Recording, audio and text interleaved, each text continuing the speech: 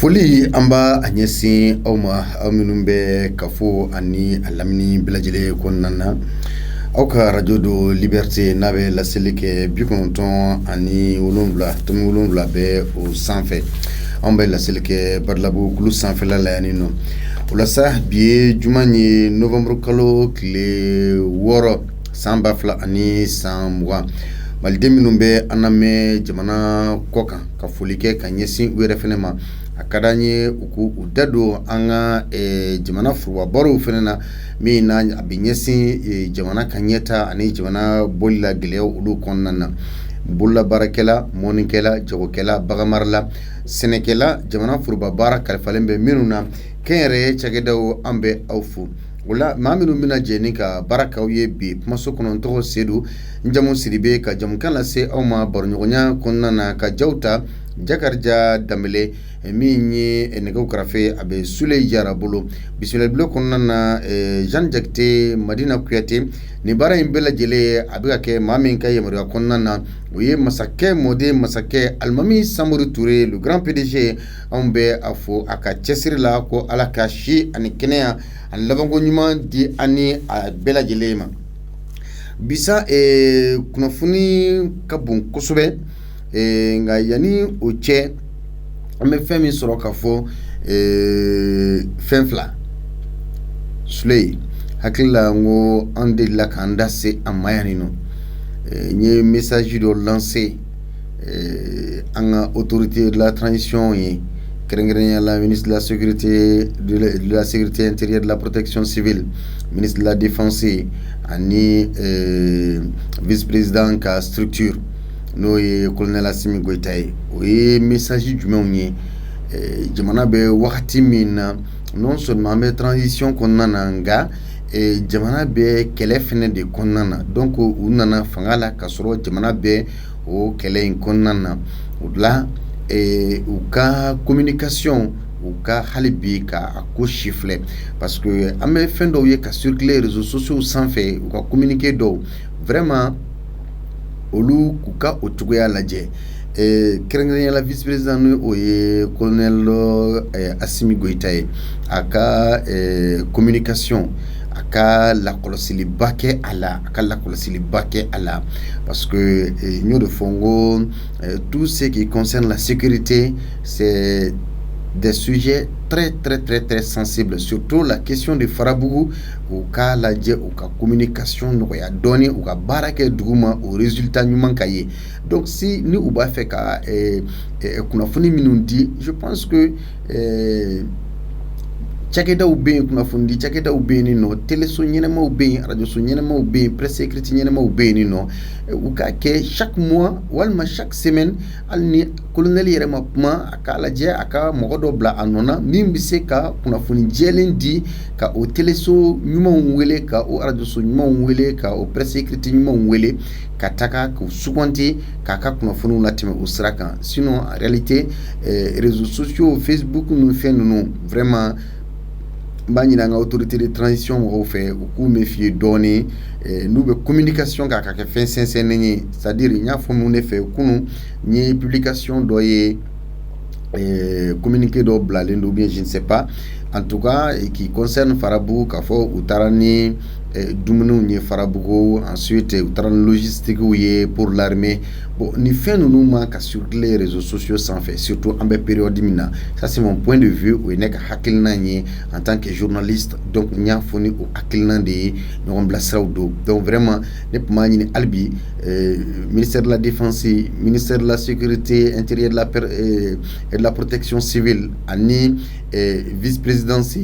ni alemi de nyeshinembe la kananko phénomène vraiment ka la je alibi aka communication surtout mo minu baka communication na aka fi ndu ko sera ka Facebook sembo ko communication na donné adina faka bon kosobe parce que ni document minu fait no ka bloku na ka fo document na be partager Facebook sans fait et ta soro au niveau de aux États-Unis Facebook mo ko yerebe copie de garder ibe publication fait minke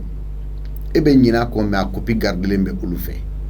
exemple même an bɛ baara kɛ ni Adobe minnu ye Adobe Audition an bɛ baara kɛ n'a ye an bɛ son traiter n'a ye mais à chaque fois qu'il bɛ traitement kɛ i k'a bila i kunna k'a fɔ ko Adobe Audition mɔgɔw bɛ i ka copie kelen garder a gardelen bɛ u bolo donc nous devons faire extrêmement attention en cette période. Ensuite, je lance aussi un appel k'a ɲini autorité fɛ fɛnɛ fɛn dɔ y a un phénomène o ye jumɛn ye Mali kɔnɔna na yani nɔ nos stars vraiment je ne suis pas du tout contre nos stars que ça soit des artistes des chanteurs des musiciens fɛn dɔ bɛ an ka jamana kɔnɔ a ka dabila n'a sera ka dabila a ka ɲi ceux qui ont des véhicules ni bolimafɛnw b'u bolo au lieu de k'u tɔgɔ sɛbɛn a kan u ka taa u ka plaque ɲuman nɔrɔ a kan n'a dédouanélen don n'a plaque bɔlen don ka plaque nɔrɔ a kan o ka fisa an ka essayer ka ɲɔgɔn influencer ka an ka tɔgɔw kɛ an ka mobiliw kan pour impressionner les gens vraiment n'an b'a fɛ ka Mali kura lataga ne ka hakilina n ka remarque de y'a ye c'est comme si ni ne y'a sɛbɛn n ka mobili kan Sidibe Liberté Télévision Sidibe Radio Liberté a kɔrɔ de k'a fɔ ne bɛ baara kɛ mais c'est une manière d'influencer mɔgɔ minnu bɛ circulation na ka essayer ka u influencer cogo sugunin dɔ la donc fɛn dɔ de don vraiment je lance un appel nous a sera ka faamuya a cɛ ka ɲi bi an bɛna kuma fɛn min kan bi ye juma ye n y'o de fɔ n ko antenne libre don an bɛ thème minnu ta semaine kɔnɔna na n'i ma se ka don yɔrɔ sɔrɔ min na walima kuma dɔ tun b'i kɔnɔ i ma se k'a fɔ ka ban donc semaine kɔnɔna na antenne libre la vendredi i bɛ se ka kuma o kan i bɛ choix kɛ mais i bɛ to anw ka thème de kɔnɔna na an bɛ thème min ta par exemple ne kumana fɛn fila min kan ni an ma nin si ta an ka thème na mais remarque don n y'a fɔ ka tɛmɛ parce que c'est d'actualité a ka teli mais mɔgɔw ɲɛ bɛ ta kan actualité minnu don mɔgɔw ɲɛ bɛ ta a kan alors que a bɛ se ka na ni fiɲɛ ye mais au tɛ an ka bi barosen kɔnɔna na rapidement le mot de la semaine la lutte contre la corruption yuruku ani dungo juguya ni flammeru kɛlɛli o de mot de la semaine ye n'an sɔrɔla k'a fɔ n'an ye presse écrite lajɛ ka an ka kunnafoniw fanba lajɛ semaine in kɔnɔ kuma kɛra fɛn min kan kosɛbɛ o yuruku ye kɛrɛnkɛrɛnnenya la vérificateur général ye a ka rapport min di 2019 rapport min di flancɛla fanga ɲɛmaa ma a ye vérification 31 de kɛ vérification 31 min ni o kɛra entre 2015 et 2018 donc o vérification jaabi de bɔra 2019 kɔnɔna na maintenant o dun ye flancɛla fanga ɲɛmaa a y'a jira k'a fɔ n'i ye jamana dɔrɔmɛ kelen na a bɛ i nɔ na k'i k'a dɔn k'a fɔ ko i bɛna na a dɔrɔmɛ kelen k'i b'a labɔ a tɛ to i bolo maintenant irrégularité minnu bɛ yen n'o kɛra a wari faralen ɲɔgɔn kan a bɛ taa ka t'i jɔ CFA wari miliyari 300 de la soit 450 millions d'euros c'est-à-dire CFA wari miliyari 300 walima euro wari miliyɔn 400 ani miliyɔn 50 min ye irrégularité o irrégularité ninnu u bɛ structure jumɛnw la n bɛna structure citer ambassade du Mali bɛ min bɛ États-Unis irrégularité ni o ye nafolo min tunna ni donda ma dɔn a la o bɛ taa ka t'i jɔ CFA wari miliyɔn 100 ani miliyɔn 80 ani murumuru 50 la donc o ye ambassade du Mali ye États-Unis ambassade du Mali min bɛ Italie je dis bien Italie perte financière min kɛra yen nɔ ni a wari cogoya foyi ma dɔn a la o bɛ t'i jɔ CFA wari miliyɔn 200 ani miliyɔn 84 ani murumuru 15 la ambassade du Mali min bɛ Espagne perte financière min kɛra yen nɔ CFA wari miliyɔn 51 ani n'a murumuru 5 donc o ye Espagne ye ambassade du Mali Côte d'Ivoire perte financière min kɛra yen nɔ CFA wari miliyɔn 100 ani miliyɔn 66 ana murumuru 48 ambassade du Mali bɛ Burkina Faso perte financière min kɛra yen c'est-à-dire n'a fɔra perte financière wari minnu tunna ni donda ma dɔn a la a ma se ka dɔn a donna nin da kelen pe in de fɛ donc Burkina ta bɛ taa ka t'i jɔ CFA wari miliyari 1 ani miliyɔn 80 ani miliyɔn 4 consulat min bɛ Mali tɔgɔ la Cameroun nɔ perte financière o ye CFA wari miliyɔn 100 ani miliyɔn 33 a n'a murumuru 69 ye commune 2 mairie wari min tunna yen nɔ ni donda kelen pe ma se ka dɔn a la o ye CFA wari miliyɔn 100 ani miliyɔn 50 ani a murumuru 64 ye Ensuite, société mine d'or min be lulu kunkoto perte financière obtakati jom c'est fo wari million bi woro ani million bi woro ani murumuru bidruni sabala société des mines min be siama perte financière min kɛra yen nɔ o de ye c'est fo wari million kɛmɛ fila ani miliyari kɛmɛ fila pardon miliyari kɛmɛ fila ani miliyari mugan ani wolonwula ani murumuru bi seegin ani wolonwula ministère des affaires religieuses et du culte n'an tun b'a fɔ ko diinɛmɔgɔw ka ministre so wari min ni a tununa yen nɔ ni a dondama dɔn taara ka t'i jɔ c'est fo wari million kɛmɛ wɔɔrɔ ani million bi saba ani million kɔnɔntɔn a n'a murumuru bi seegin wɔɔrɔ la donc autorité de régulation des télécommunications et des postes ni o ye ANPTR ye wari min tununa yen nɔ o bɛ taa ka t'i jɔ c'est fo wari miliyari naani ani miliyari naani ani miliyɔn bi duuru ani miliyɔn saba la ORTM ni o ye an bɛɛ jɛ jabarani so ni kumasoba ye wari min tununa yen nɔ o bɛ taa ka t'i jɔ c'est fo wari miliyari naani a n'a murumuru tan na agence malienne de radio protection perte financière min kɛra yen nɔ o de bɛ taa ka t'i jɔ c'est fo wari miliyɔn bi naani ni seegin a n'a murumuru bi naani ni seegin na office malien de l'habitat perte financière ye c'est fo wari miliyɔn kɛmɛ fila ani miliyɔn bi naani ni seegin pardon ani miliyɔn bi naani ni wolonwula a n'a murumuru bi kɔnɔntɔn ani duuru ye pharmacie populaire du Mali perte financière ye c'est fo wari miliyɔn kɛmɛ fila ani miliyɔn bi saba ani wɔɔrɔ a n'a murumuru bi naani ani kelen donc n'i ye nin wari bɛɛ lajɛlen fara ɲɔgɔn kan a jateden bɛ min d'i ma o de ye c'est fo wari miliyari kɛmɛ saba ani miliyɔn kɛmɛ wɔɔrɔ ani miliyɔn tan ani saba ye donc ninnu de ye analyse du rapport 2019 du vérificateur général pour le premier trimestre des structures vérifiées c'est-à-dire nin ye u ka analyse u ye sɛgɛsɛgɛli min kɛ 2019 kɔnɔna na kalo saba fɔlɔ u ye cakɛda minnu vérifier min tununnen don donc maintenant anw ye ɲininkali fila de bila o ɲininkali fɔlɔ ye jumɛn ye cogo di comment ces groupes n'ont tout simplement pas versé à l'État qui a des participations dans ces sociétés les dividendes qui lui revenaient cogo di ni cakɛda minnu bɛ yen nɔ ni u ni jamana u bi jamana ka baara la n'u ni jamana bɛ baara kɛ ɲɔgɔn fɛ olu ma se u kan ka wari min verser État ye u ma se ka o verser nin cogoya in na wa o ko bilara ten cogo di ɲininkali filanan ye mun ye aw yɛrɛ fɛ filancɛla fanga ɲɛmɔgɔ ninnu u kan ka to wa interpellation ni o ye ka maaw wele k'u ɲininka walima ka maaw mandat de dépôt bila maaw la k'u minɛ k'u garder walasa de ka jamanadenw ka danaya ɲɛsin u ma yuruku ni dunkojuguya ni filamɛriw kɛlɛli la wa donc an ye o ɲininkali fila de kɛ nin wari minnu tununa ayiwa ni filancɛla fanga ɲɛmaa yɛrɛ ye a yira ka fɔ jamana a dɔrɔmɛ kelen n'i ye a kunu n'i y'a yuruku fɛn fila de don Mali walima bɔda bɛ yira e la donc sala ni wari ninnu tununa a bɛna kɛ kuma ye ka bila ten wa walima mɔgɔw bɛ wele dɔrɔn ka t'u ɲininka ka mandat de dépôt daw kan ayiwa fɛn wɛrɛ ti bɔ a la wa jamanadenw kan ka bɔ min kalama hakilila jiginna a fɔra ka fɔ jamana ka foroba cakɛda mɔbiliw tun bɛ maa minnu bolo o mɔbili ninnu kɔni ko fɔra dɔw taara nka kibaruya jɔnjɔn ma di k'a fɔ ayiwa mɔbili bɛɛ lajɛlen fɛn fɛn tun bɛ yen a sɔrɔla ani passeport diplomatique ko min fɛnɛ tun bɛ yen nin nɔ o lahala kɛra cogo di donc sala nin ko kun bɛ ta dɔrɔn ka jamanadenw ka danaya ɲini k'a bila ten wa donc o ye an ka ɲininkaliw ye nɛgɛjuru sira an b'a bila aw ka bila la 66 74 33 48 66 74 34 48 aw ka radio do liberté émission aw dun ko di a bɛ segin tɛnɛ tarata araba alamisa juma nɛgɛ 15 ka taa bila nɛgɛ 16 la ne Seydou Sidibe fɛ walasa k'aw da don an ka baro la ni an ka nɛgɛjuru sira ye jamukan ye aw bɛ se k'a sɔrɔ liberté télévision sanfɛ n'a sɔrɔ Mali vision b'aw bolo 239 walima ni TNT sati b'aw bolo a b'a sɔrɔ 41 na n'an ma se k'o sira sɔrɔ a bɛ taa réseaux sociaux kan an ka an ka chaîne YouTube bɛ yen nɔ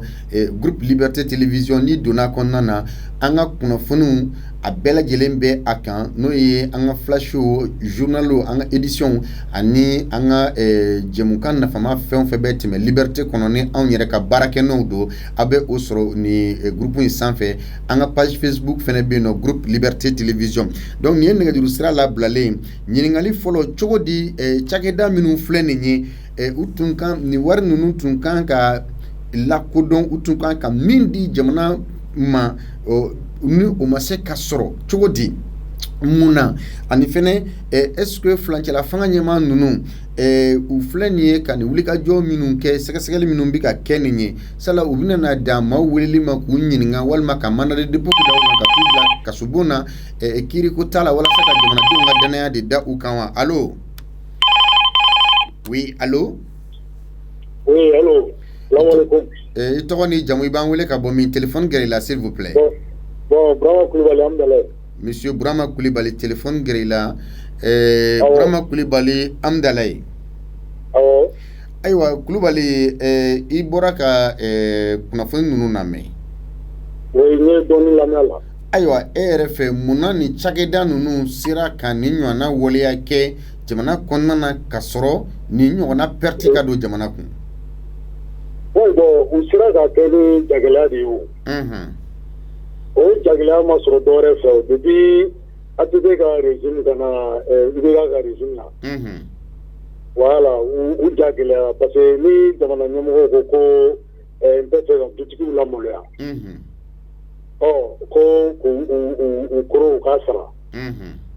bon o b'u jafarinya o ye kelen ye bon filanan o ye IBK yɛrɛ ka déclaration dɔ bɛ yen ko ale bɛ miiri silamɛya de ma ko sinon ko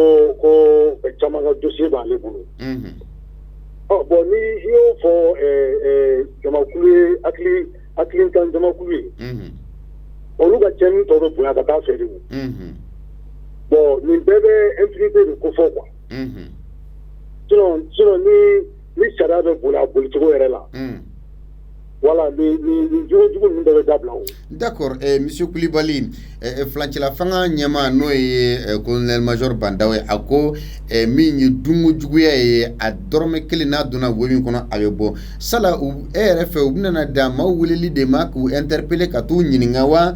walima u bɛna mandat de dépôt de da u kan ka taa u kɛ ka kasobon fa walasa ka jamanadenw ka danaya sabati u yɔrɔ la wa walima tiɲɛ yɛrɛ la u bɛ ka dunko juguya kɛlɛ de kɛ bon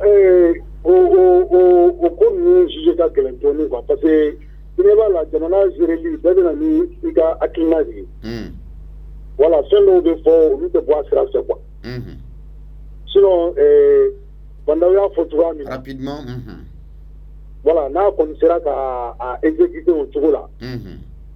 bon jogojugu caman bɛ kɛlɛ a la quoi parce que bana min don a bana yɔrɔ ka jan kojugu 66 74 33 48 biwɔrɔ ni wɔɔrɔ bi wolonwula ani naani bi saba ni saba bi naani ni seegin radio liberté do émission aw dun ko di barosen a bɛ fɛn min kan o de ye dunkojuguya kɛlɛli ye allo allo salaamaaleykum i tɔgɔ ni jamu i b'an wele ka bɔ min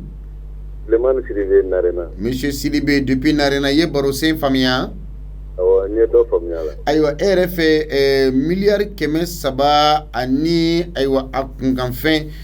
u bɛ tunu nin cogoya in na ka sɔrɔ a miliyari 300 ani dɔɔni a kun bɛ se ka mago ɲɛ jamana kɔnɔ cogo di nin cakɛda ninnu bɛ se nin wari in bɛ se ka tunu nin cakɛda ninnu na fo ka na se nin wagati in ma. bon nin ye an garijɛgɛ bɔlen de sa o. wari nɔbɔbaga ye wari nɔbɔ b'a kun wari dɔ ka a dɔnbaga bɛɛ lɔn ka ban dɔw wɛrɛ t'o dɔn ka i minɛ ka taa i juge u ni sarali min ka kan ni min ma se ka taa sɔrɔ ko a taa kaso kɛ o kɔni ne fana hakilina ayiwa i kumana kasoko yɔrɔ kan sala u bɛna wele dɔrɔn k'u ɲininka de wa walima k'u minɛ ka t'u bila yen ni nɔ ka kɛ ka kasobon fa walasa ka jamanadenw ka danaya de ɲini wa walima tiɲɛ yɛrɛ la dunko juguya bɛ ka kɛlɛ de wa bon normalement o man ka minɛ ka tugu datugu fɔlɔ dɛ ni min sɔn yɛrɛ la sɛgɛsɛgɛli bolo ma o kan ka datugu ni min sɔn t'a la o bɛ taa ka segin fɔlɔ. O ka ne fana hakilina ye. I ni ce 66 74 33 48 66 74 43 aw dun ko de aw ka radio do Liberté émission ye aw dun ko de allo ne fa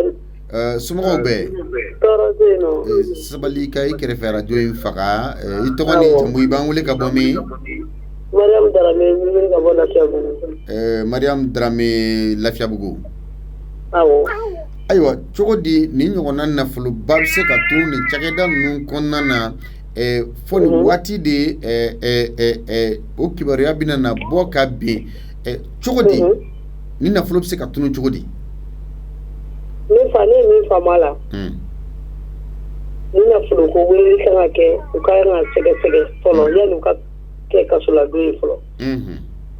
ni min sen sɔrɔla a la i b'a sara n'i ma se ka sara o tɛ se ka kɛ n'i ma se k'a sara i bolosow bɛ minɛ la parce que don o juguya de don ne ka jate la.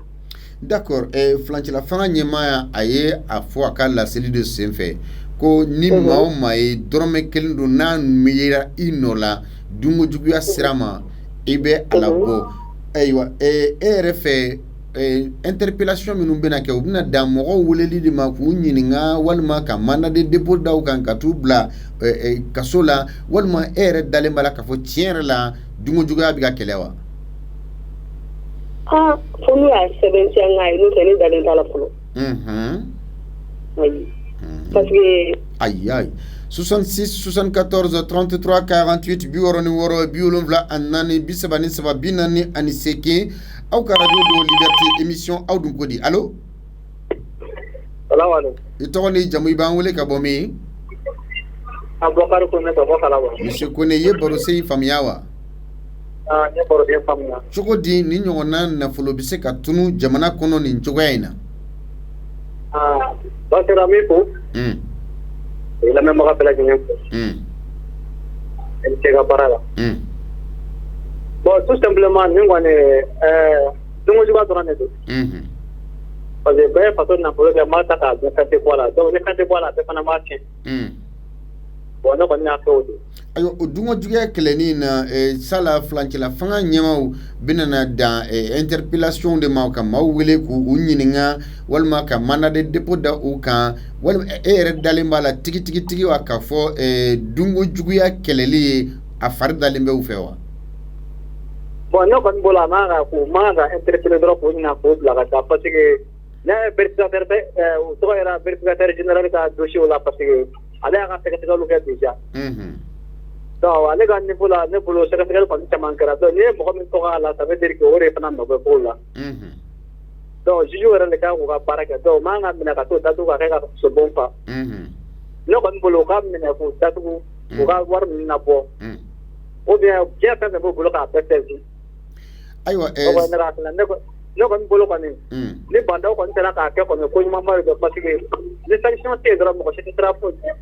n'a kɛra ko minɛ k'o bila kan u ka tila ka segin ka na tuguni fɔ minnu bɛna position fɔlɔ olu fana bɛna c'est même chose aussi. semaine kɔnɔ an ye baro sen jumɛn de ta min ye marqué kosɛbɛ jamana ko la.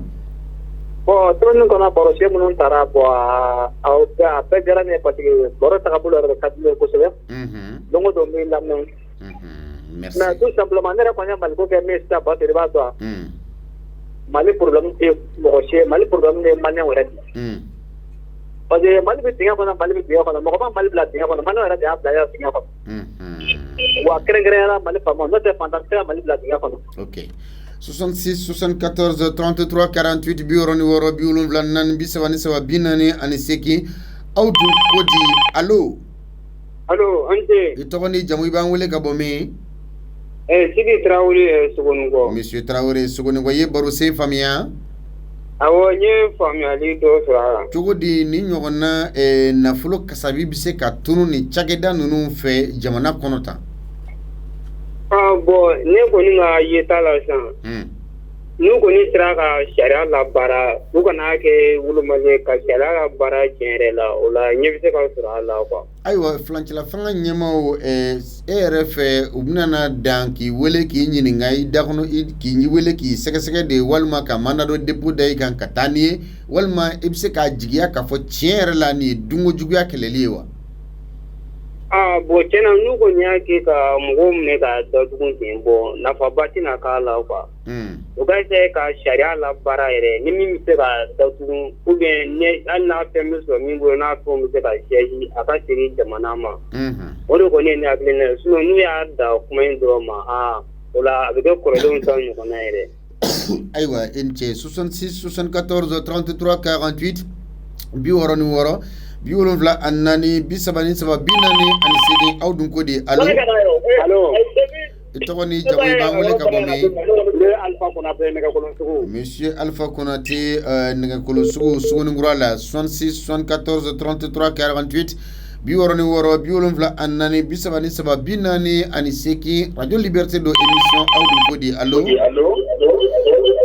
66 74 33 48 radio bi kɛrɛfɛ i b'a fa n'o kɛra an bɛ se ka ɲɔgɔn faamuya 66 74 33 48 allo 66 74 33 48 64 74 44 allo i tɔgɔ ni jamu i b'an wele ka bɔ min? Amidu Jibo de Sɛbɛnnikɔrɔ. Amidu Jibo baasi tɛ Sɛbɛnnikɔrɔkaw la. Amidu Jibo cogo di ni ɲɔgɔnna nafolo miliyari 300 ani a kunkanfɛn bɛ se ka tunu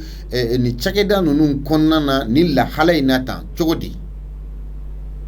An bɛ fɔ k'i barikada. A bɛ to wari bɛ di minnu ma sɛfo ba ninnu. Olu yɛrɛ de y'a wari sabaga o de la wari bɛ san. N'o tɛ o kɛrɛfɛ mɔgɔw tɛ wari bɛ di mɔgɔ minnu tɛgɛ ma minnu bɛ wari baara olu yɛrɛ de wari fɛ.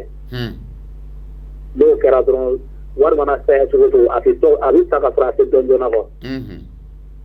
Voilà. D'accord. Filancɛla fanga ɲɛmɔgɔw bɛ y'a jira k'a fɔ yuruku a ɲɛma ni o ye colonel major Bandaw a ko min ye yuruku ye ani dunkojuguya a b'a kɛlɛ a sira bɛɛ lajɛlen fɛ. Sala e yɛrɛ fɛ u bɛna dan interpellation ninnu de ma n'o ye ka mɔgɔw wele k'u ɲininka walima ka mandat de dépôt da i kan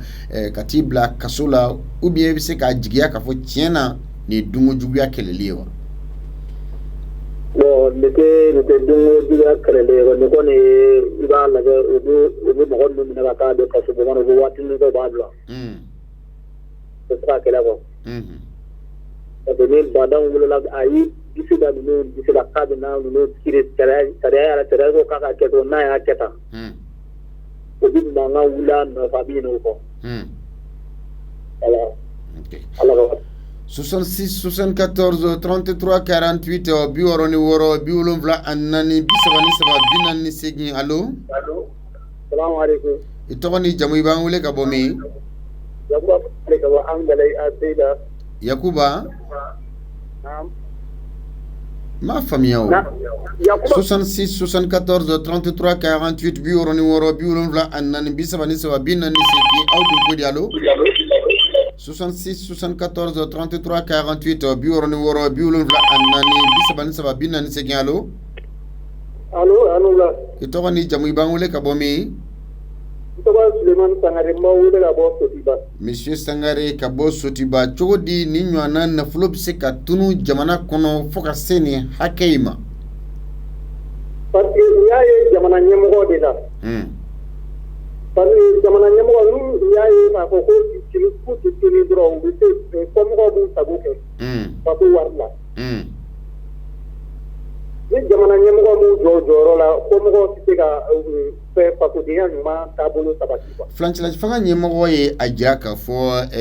yuruku ni dunkojuguya ni filamɛriw ko a bɛ a kɛlɛ sira bɛɛ lajɛlen fɛ. Sala a kɛlɛ in bɛna na da interpellation ma wa ka maaw wele ka taa u ɲininka walima ka mandat de dépôt da u kan ka taa n'u ye kaso la walima e b'a jigiya tiɲɛna k'a fɔ dunkojuguya nin y'a ye ka kɛlɛ Mali kura kɔnɔ wa? Bon a bɛɛ ka fisa kaso la don parce que n'i ye mɔgɔ don kaso la ka ban n'a bɔra o ye a ko bannen bon u bɛ yurugu kɛ sisan tuguni k'u jigi da ale ma se k'a ka diɲɛ déclaré n'i b'i ka diɲɛ déclaré ka ban dɔrɔn mɔgɔ tɛ se k'i fɛn kɛ o kelen don quoi voilà n b'i fo k'i waleɲuman dɔn an b'i lamɛnni na 66 74 33 48 biwɔrɔ ni wɔɔrɔ 74 4 33 48 aw dun ko di allo i tɔgɔ ni jamu i b'an wele ka bɔ min 66 74 33 48 biwɔrɔ ni wɔɔrɔ 74 4 33 allo allo i tɔgɔ ni jamu i b'an wele ka bɔ min Yakuba Traoré do ka bɔ Dumanzana Monsieur Traoré Dumanzana cogo di ni ɲɔgɔnna nafolo kasabi bɛ se ka tunu jamana kɔnɔ nin cogoya in na ne fɛ ka ɲininkali min kɛ dɔrɔn parce que ɲɛmɔgɔw yɛrɛ aw ye coup d'état kɛlen u m'a fɔ ko mobili ni fɛn minnu bɛ yen nɔ min ye gouvernement ta ye ko ka na n'o ye wa i bɛ se k'i kɛrɛfɛ radio in faga Yakuba i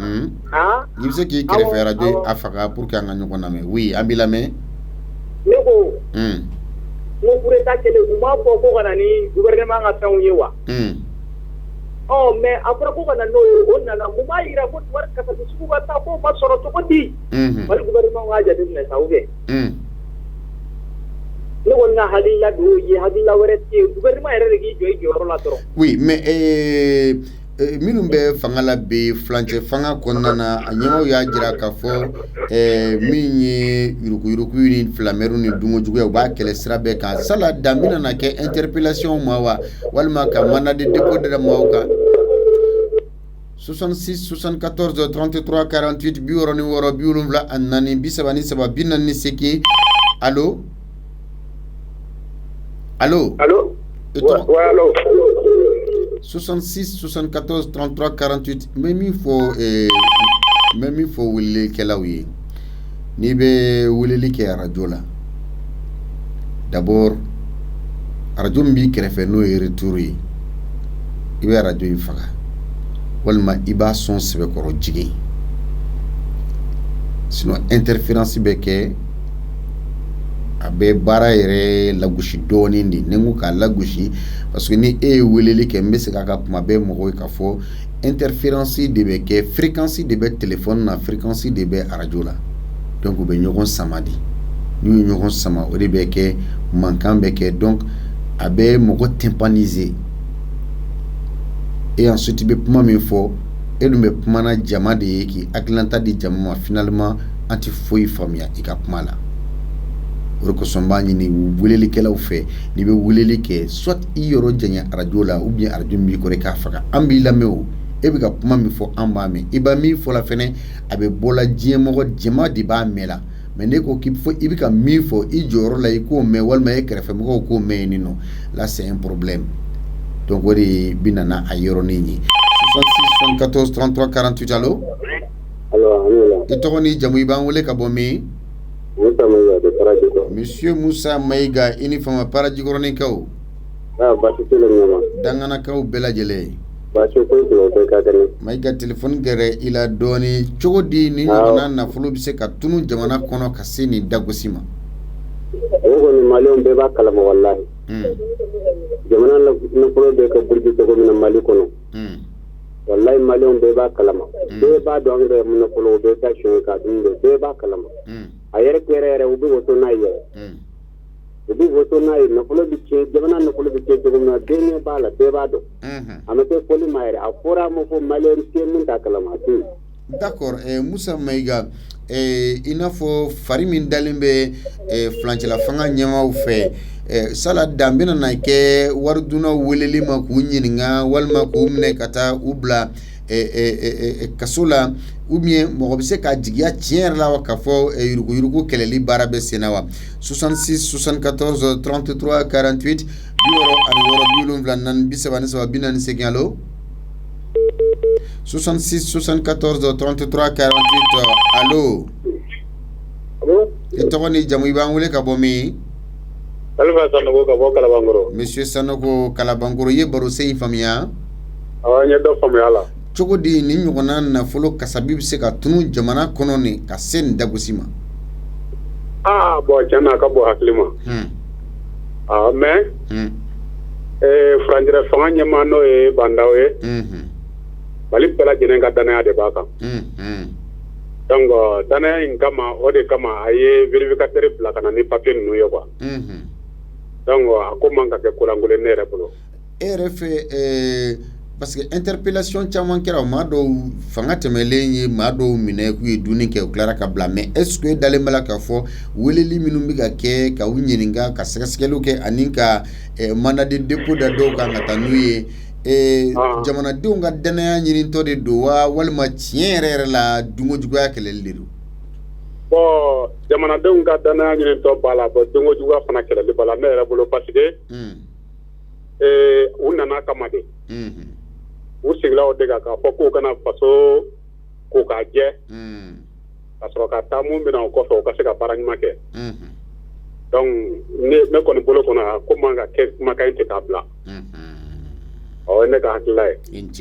66 74 33 48 64 74 33 allo. Basura ni tile. I tɔgɔ ni jamu i b'an wele ka bɔ min? Boubacar Traoré mi kɛra. Monsieur Traoré Traoré i ni fama. O kɛra. Misirakaw. Basi foyi tɛ yen. I ye baro sen faamuya? Awɔ n ye baro sen faamuya Basiru. An b'i lamɛn. Bon ne yɛrɛ kɔni bolo nin ɲɔgɔnna wariba bɛ se ka tunun jamana kɔnɔ fo ka se nin niveau ma. O sababuya ye dunkojuguya de parce que ne b'a kɛ fɛn tɛ bɔ a la. Awɔ ne y'o question fɔlɔ ko ye bon question filanan. Ma mun ka d'an ye sa déjà vérificateur ye rapport di Bandaw ma déjà. Donc k'u kana kiiri in bila ka suma donc u ka ko t'i la vraiment o de bɛ diya n ye yɛrɛ a cayalen kana tɛmɛ tile 15 hali n'o bɛ se ka kɛ quoi Basiru. Voilà vraiment o de bɛ se k'anw yɛrɛ lawasa kosɛbɛ kosɛbɛ Basiru u ka ko t'i la a kana tɛmɛ tile 15 ni mun nɔ bɛ k'u la u ka biyɛnw ka saisi donc an ka jamana wari ka bɔ u ka biyɛnw na n'o a ma sɔrɔ mun kunna donc a kana fɔ ko ka bila kaso la dɛ Basiru sinon n'u bilala kaso la ɲɔgɔnna wɛrɛ bɛ kɛ u ka faga Basiru. Awɔ ni tɛmɛna 10 millions kan a b'an ka sariya kɔnɔna na k'i kan ka faga de Basiru. Mais peine mais e bɛ se ka taa million ba di nu Basiru o bɛ ɲɛ. Non ka kɛ Traoré kɛ aw ye nɔkaw ye Traoré ye nɔkaw ye est ce que dusu ma bonya dɔɔnin peine de mort ma aboli ya? Basiru cɛ ni ko in kɔni filɛ cogo min na Basiru n'a kɛ kaso la doni gansan ye Basiru a ti ɲɛnabɔ dɛ Basiru. Parce que ni n'an ma nin ko ninnu ta sariya yɛrɛ ka peine de mort ko in na Basiru a ti ɲɛnabɔ walayi parce que e bɛ ne minɛ ka taa ne bila kaso la ne bɛ bɔ sini ɲɛnama ɲɔgɔnna wɛrɛ kɛ ne y'a opportunité sɔrɔ. Basiru a ma kɛ problème ye bon hali kabini kunun fo bi an bɛ nin dingɛ de kɔnɔ Mali in kɔnɔ yan nɔ. Ne y'a duni fɛn ma bɔ a la ne fana natɔ ne fana b'a ye e minɛna k'i bila san damadɔni kaso la kuma dɔ la yɛrɛ t'o bɛɛ kɛ Basiru i bɛ bɔ ka bila. Bon donc k'u b'a lajɛ hali n'a sera ka kɛ a kiiri kana tɛmɛ kalo kelen ka Basiru. Donc ni mun de bɛ k'u la an ka jamana wari bɔ u k'o d'a nɔ na. Donc ni wari ma sɔrɔ e kun biyɛn ma sɔrɔ e kun Basiru e ka minɛ ka faga ne y'a solution o de. 66 74 33 48 biwɔrɔ Jɔrɔmɛkɛ Ɲangandu e bɛ yɛlɛ la dɛ allo. Salamaleykum. I tɔgɔ ni jamu i b'an wele ka bɔ min? Yakuba Kulibali ka bɔ Amdalayi Aseyida. El Hadj Yakuba Kulibali Amdalayi Aseye a bɛ aw ka ayiwa yɔrɔba in kɔnɔna la yen. N'Ala ka jɛn na. Bamakɔ sɛfeerelaw Mali sɛfeerelaw ka président ye an b'i fo. N yɛrɛ b'aw fo. N'i ye baro sen na mɛ an b'i lamɛn. Masakɛ saba mɔden masakɛ k'a fo. Ne ye Traoré ye. Ale de ye kumaso dayɛlɛ an bɛ ka hakililaw di. Kosɛbɛ. Pour que jamana bɛ se ka jɔ cogo min na jamana bɛ se ka ɲɛ baara minnu kan. Alimami Samori Toure oui. An b'o foli k'a ye. Ala ka sida ni kɛnɛya d'an n'a ma. Yarabi Alahu. Ala ka basigi don an ka jamana in kɔnɔ. Yarabi Alahu. Ala k'o kɛ kira yɛrɛ bonya kɔsɔn. Ya Alahu. Sallallahu Mahamadu. Salam. Wa i ka babu sa. Ayiwa n ko vérificateur général a ka sɛgɛsɛgɛliw la min kɛra san 2015 ka na san 2018 na o rapport dira 2019 ta miliyari 300 ani a kunkanfɛn o de tununa cakɛda dɔw la n ye cakɛda jamukan daminɛ n da sera cakɛda ninnu ma cogo di ni ɲɔgɔnna nafolo kasabi bɛ se ka tunu jamana kɔnɔna na ka fɔ jamanadenw ma se ka a tɔnɔbɔ jamana ma tɔnɔbɔ a tununa cogo di kɛ dungo juguya ani nata bonya ngilin ka bɛɛ sɔrɔ o de bɛ nin kɛ jamana in kɔnɔ an b'a ɲini fo ka sigi o dan de la o ɲininkali fɔlɔ ye.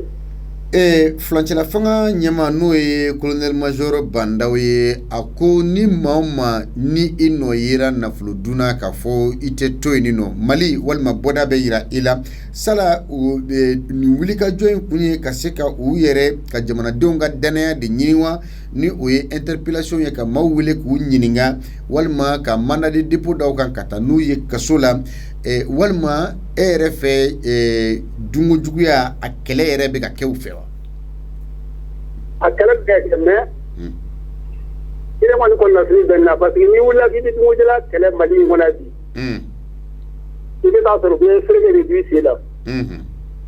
e ma bada o t'a daminɛ de Kapite de grève wa grève ba ninnu ni fɛn ninnu est ce que Bandaw yɛrɛ kan ka baara min kɛ est ce que a bɛna kɛ yɔrɔ sɔrɔ an bɛ ka jɔrɔ o de la yɛrɛ Bandaw sago ye a ka se ka dungojala ninnu kɛlɛ pour que a ɲɔgɔn wɛrɛ kana se ka Mali kɔnɔ n'Ala ka jɛ inchallah. Elhadji Yakuba Kulibali oui. Non bon min fɔ k'a lamɛnbaga bɛɛ lajɛlen fo an bɛ min ɲini Malidenw fɛ an bɛɛ ka jamɛ kɛ kelen ye an ka ɲɔgɔn bolo minɛ dabila an ka ɲɔgɔn bolo minɛ pour que faso in a bɛ se ka taa ɲɛ cogo min na faso in sɛgɛnna sa dɛ n'an y'an miiri kɔrɔfɛla ni yan kɔrɔfɛla cɛmancɛ bɛɛ kɔnɔ guwanen don ne yɛrɛ kɔni kɛ hakili la o tɛ ɲɔgɔn sen minɛ waati ye an k'an ka ɲɔgɔn bolo minɛ pour que faso in bɛ taa ɲɛ cogo min na Ala ka faso in taa ɲɛ Ala k'an kan bɛn amina Ala k'o kɛ kira bonya kɔ amina. Assalamu alaikum wa rahmatullahi ta'ala wa barakatuh. Wa alaikum salam wa rahmatullahi ta'ala wa barakatuh. Shukran. 66 74 33 48 bi woro ni woro bi wolonfla annani bi sabani saba bi nan ni segin allo. Allah. Ito ni jamu ba wole ka bomi. Ousmane Male Jama alhamdulillah. Monsieur Ousmane Male Jama ko di baste. Alhamdulillah ye baro se famia. Ye famiyali kɛ an ni aga barala ala ka sara amina e ka jamana dɛmɛ ni dɛmɛ ni bɛɛ bɛ ni sugu kɛ i ka hakɛ la jamana nin bɛ bɔ nɔgɔ la i sɛn jumɛn ye ayiwa bi baro se bɛ fɛn min kan vérificateur général ka sɛgɛsɛgɛliw la miliyari 300 a n'a kunkanfɛn o de tununa cakɛda dɔw kɔnɔna na c'est à dire n'i y'a bɛɛ fara ɲɔgɔn kan n da sera a ma jamukan daminɛ n ye cakɛda ninnu tɔgɔ fɔ cogo di nin ɲɔgɔnna nafolo dagosi bɛ se ka tunu jamana kɔnɔna na voilà an ka ɲɛmɔgɔw de man ɲi parce que an ye baara kɛ donbolo ye n'a gɛlɛn a ɲɛ ka dɔn parce que ɲɛmɔgɔ minnu kan ka to n'a ɲɛ bɛ dɔn olu yɛrɛ dama de kelen don ka kɛ kulu ye ka nafolo tiɲɛ tan cogo la o de kama a tɛ se ka dɔn.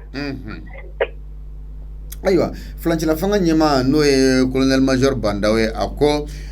dungo juguya a b'a kɛlɛ fasi sira bɛɛ lajɛlen fɛ sala u bɛ ka e yɛrɛ fɛ fulancɛla fanga ɲɛma ninnu bɛ ka jamanadenw ka danaya de ɲini wa walima ni u bɛ interpellation kɛ ka maaw wele ani ka mandat de dépôt da maaw kan ka taa n'u ye kaso la walima e b'a jigiya k'a fɔ tiɲɛ yɛrɛ la nin ye yuruguyurugu ani dungo juguya kɛlɛli de. Vraiment dungo juguya kɛlɛli don. K'a fɔ u bɛ ka mɔgɔ datugu kaso la dɔrɔn k'u bila o tɛ. An ka koɲa ni jurukisɛ de don. Min nana u b'a kun de nɔfɛ a bɛ taga kun cɛ yɔrɔ min na et puis ko de fana cayalen don senkɔrɔ o de kama a bɛɛ ma se ka kɛ jɛlenya la fɔlɔ. Kɔrɔnfɛn mankan bɛ sen na grève banbali olu fana bɛ sen na u ka baara ferekelen n'u bolo. An ka ɲɔgɔn dɛmɛ basigi bɛ se ka na cogo min na yaasa président a ye laɲini min kɛ a ka se a ka baara k'a fɛrɛ ma a dan ye hali kalenka don a yɛrɛ ɲɛji bɔ jamana nɔfɛ a b'a ka jamana fɛ an b'a baara kɛ cogo dɔ fɛnɛ ɲɛ b'an maliyɛnw yɛrɛ de la n'an sera k'an tilen ka danaya sigi n'an sera k'an tilen fɛnɛ ka mankan ni grève banbali ninnu dabila ninnu m'u ka baara ɲɛ sɔrɔ kalo kelen dɔrɔn wa u sigikun ye min ye fɛnɛ an yɛrɛ ɲɛ b'a dusu la o kɔrɔ mɛ u tɛ ka ɲɛ sɔrɔ de an tɛ ka baara la. Jama 66 74 33 48 bi wɔɔrɔ ni wɔɔrɔ bi wolonfila naani bi saba ni saba bi naani ni segin allo. Allo. I tɔgɔ ni jamu i b'an wele ka bɔ min. nɛgɛkɔrɔsuru don Alpha. Konate. An b'a ani baara. E tun ye weleli kɛ a tigɛra an b'i lamɛn. O kɛra. Nin min filɛ nin. Ne kɔni ka jate la. A bɛ ka lawuli min kama. N'o ye ka yurugu kɛlɛ ye. A bɛ se ka y'u kɔnɔ. K'a kɛ mais parce que Mali filɛ nin Mali tɔ jɔra wale de ma sisan waleya. Bon donc i bɛ ko in jateminɛ k'a lajɛ. N'i y'a ye a bɛ kɛ a tɛ dabila. I ka t'a la fanga sɛbɛ de ma k'a jamana ko ye.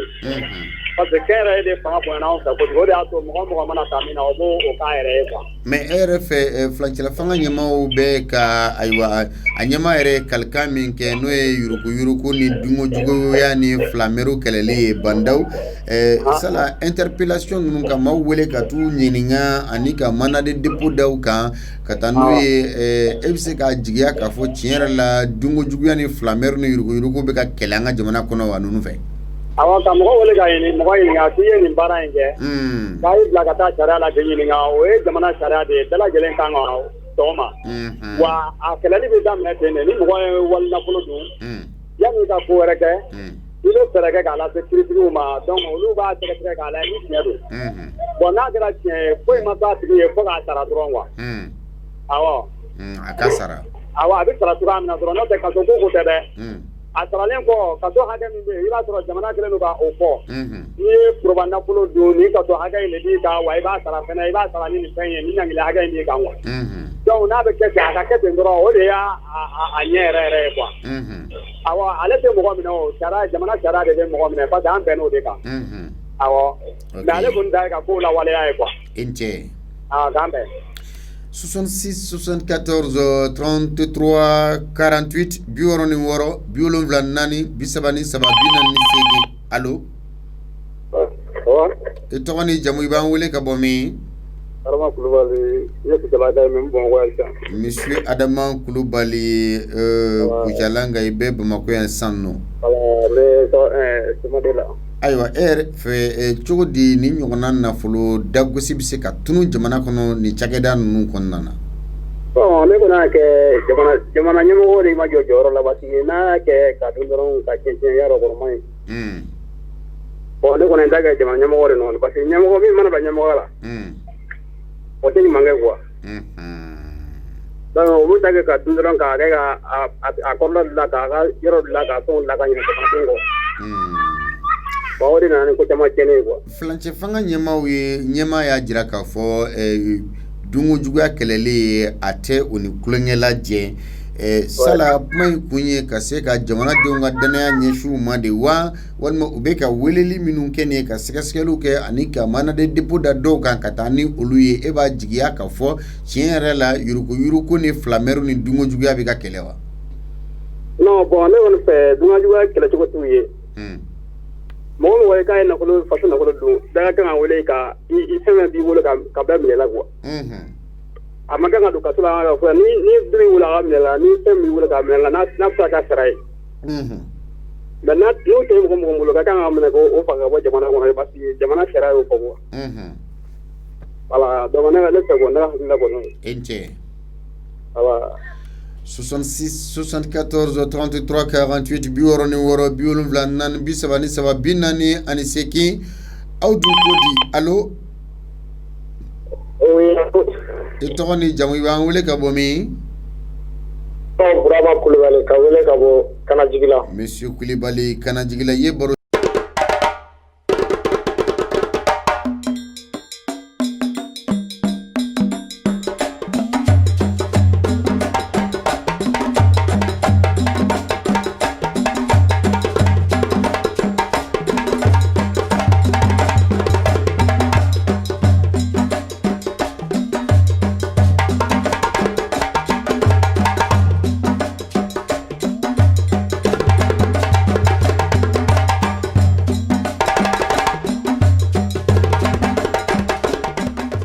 a y'a yira k'a fɔ mɔgɔ mɔgɔ n'i ye dɔrɔmɛ kelen dun n'a nɔ yera i la i kɔ k'a fɔ Mali walima i bɛ bɔda bɛ yiri la mais est-ce que e yɛrɛ fɛ ni dunkojuguya kɛlɛli interpellation ka mɔgɔw wele k'u ɲininka k'u sɛgɛsɛgɛ ani ka mandat de dépôt da dɔw kan jamanadenw ka danaya ɲinitɔ de don wa e b'a jigiya de k'a fɔ tiɲɛ yɛrɛ la nin ye dunko juguya kɛlɛli ye. Bon a nakan min fɔ dunko juguya kɛlɛli ne yɛrɛ b'a nin b'a yira kɔni a bɛ ka dunko juguya kɛlɛli a bɛ k'o de daminɛ. Voilà parce que a nakan ye o le ye quoi. I ni ce. Voilà merci. 66 74 33 48 74 allo. Allo. I tɔgɔ ni jamu i b'an wele ka bɔ min? Ne Maro Jara ka bɔ Para Jikɔrɔni. Pardon? Ne Maro Jara ka bɔ Para Jikɔrɔni. Ah, monsieur Jara Para Jikɔrɔni, i ye baro sen faamuya? Ne baro k'a faamu. An b'i lamɛn. I yɛrɛ k'i fo i ka ladamu la i kumakan na kosɛbɛ. I bɛ ka bi baro ye fɛn min ye nin ye. Bandɔw bɛ se dɛ, n'an y'a dɛmɛ. Bandɔw bɛ se parce que danaya de dara kan k'a sɔrɔ danamɔgɔ don. Donc an kɔni de b'a dɛmɛ sisan. Sinon a bɛ se dɛ. Ayiwa a ye kumakan min fɔ k'a fɔ dɔrɔmɛ kelen n'a nɔ ni a yera i nɔ na dunko juguya sira kan k'a fɔ i tɛ to yen nɔ sala weleli minnu bɛ ka kɛ ka sɛgɛsɛgɛliw kɛ ani ka mandat de dépôt d'a maaw kan ka taa n'u ye kaso la jamanadenw ka danaya ɲinitɔ de don wa walima e yɛrɛ fɛ tiɲɛ yɛrɛ la dunko juguya ani filamɛriw bɛ ka kɛlɛ. Dunko juguya ni filamɛriw kɛlɛli yɛrɛ de don ni n'an y'an da banda kɔnɔ k'a bɛ se de. Ko in bɛ yɔrɔ min na dɔrɔn n'a y'a daminɛ de a kana kɛ sɛni yɛrɛyɛrɛ kɛra kojugu k'a mɔmuso kolo ka ye. O kɔni ye ne ka faamuyali ye. Ok Jara, merci beaucoup. An dugawu kɛ Ala k'a dɛmɛ dɔrɔn. Ya Rabbi Allahu. Ala k'u se. Ya Allahu. Awɔ nala. Merci 66 74 33 48